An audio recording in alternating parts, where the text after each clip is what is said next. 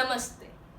क्या आपने कभी यह महसूस किया है कि आपके अवचेतन मन में कहीं गहराई में कुछ ज्वलंत प्रश्न हैं, ऐसे प्रश्न जिनके जवाब आपको नहीं पता कहाँ से पाए जाएं, ऐसे सवाल जिनके जब जवाब दे दिए जाएं तो आपकी खुशी की सीमा ना रहे।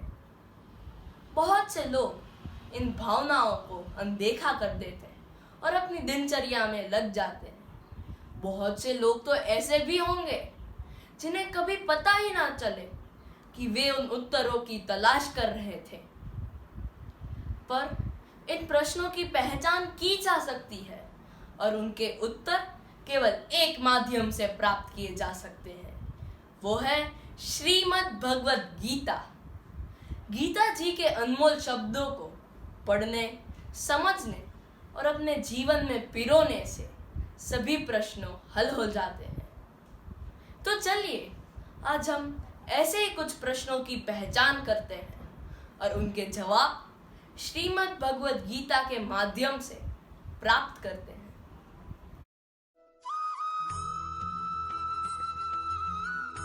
जगत में प्रत्येक व्यक्ति को किसी न किसी प्रकार की निर्बलता अवश्य होती है। जैसे कोई बहुत तेजी से भाग नहीं पाता, तो कोई अधिक भार नहीं उठा पाता, कोई असाध्य रोग से पीड़ित होता है, तो कोई पढ़े हुए पाठों को स्मरण में नहीं रख पाता। ऐसे अनेक उदाहरण हैं। पर क्या आप ऐसे किसी व्यक्ति को जानते हैं जिसे सब कुछ प्राप्त हो और हम उस एक निर्बलता को जीवन का केंद्र मान के चलते हैं और इस कारणवश हृदय में दुख और असंतोष रहता है सदा। मनुष्य को निर्बलता जन्म या संजोग से प्राप्त होती है, किंतु मनुष्य का मन उस निर्बलता को अपनी मर्यादा बना लेता है। किंतु कुछ लोग ऐसे भी होते हैं जो अपने पुरुषार्थ और श्रम से निर्बलता को पराजित कर देते हैं। क्या भेद है उनमें और अन्य लोगों में? क्या आपने कभी यह विचार किया है? सरल सा उत्तर है इसका। जो व्यक्ति निर्बलता से पराजित नहीं होता, जो व्यक्ति श्रम करने का साहस रखता है हृदय में, वह व्यक्ति निर्बलता को पार कर जाता है। अर्थात निर्बलता अवश्य ईश्वर देता है, पर मर्यादा तो मनुष्य का मन ही निर्णय करता है स्वयं। विचार कीजिए।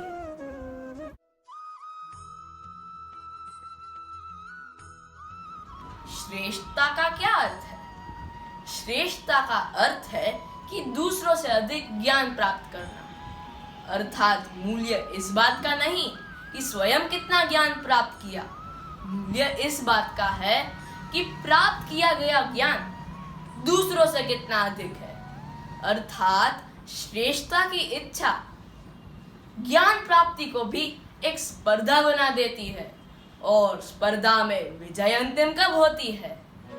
कुछ समय के लिए तो श्रेष्ठ बना जा सकता है, पर सदा के लिए श्रेष्ठ कोई नहीं बन पाता और फिर वही असंतोष, पीड़ा और संघर्ष जन्म लेता है। किंतु श्रेष्ठ बनने के बदले यदि उत्तम बनने का प्रयत्न किया जाए तो क्या होगा? क्या आपने कभी विचार किया है?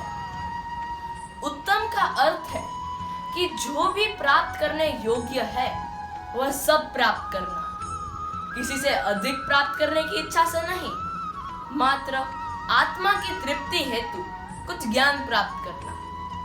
उत्तम के मार्ग पर किसी अन्य से स्पर्धा नहीं होती, केवल अपने आप से स्पर्धा होती है। उत्तम के मार्ग पर चलने वाले को देर अबेर सारा ज्ञान प्राप्त हो जाता है और वह बिना प्रयत्न ही श्रेष्ठ बन जाता है।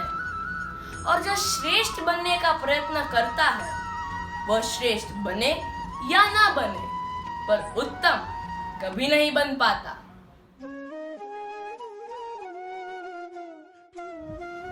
गर्व, अभिमान और अहंकार तीनों सुनने में तो एक समान लगते हैं, पर तीनों के अर्थ भिन्न हैं और उनके परिणाम भी।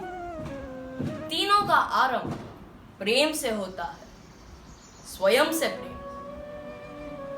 पुरुषार्थ हमारे मन में गर्व को जन्म देता है और सफलता अभिमान को जगाती है। तब तक तो ठीक है, पर जब ये भावना अहंकार बन जाती है तब ये समस्या बन जाती है, क्योंकि सबसे बुरा अंत अहंकारी का ही होता है। पर समग्र मानव जात के लिए पहली यही है कि कैसे पहचाना जाए कि अहंकार जग चुका है और उसका दमन आवश्यक है। इसका जवाब मैं नहीं, आपका मन आपको स्वयं देगा। जब तक आप स्वयं से प्रसन्न हैं, जब तक आप सबसे ऊंचा उठने का प्रयत्न करते हैं, तब तक तो ठीक है।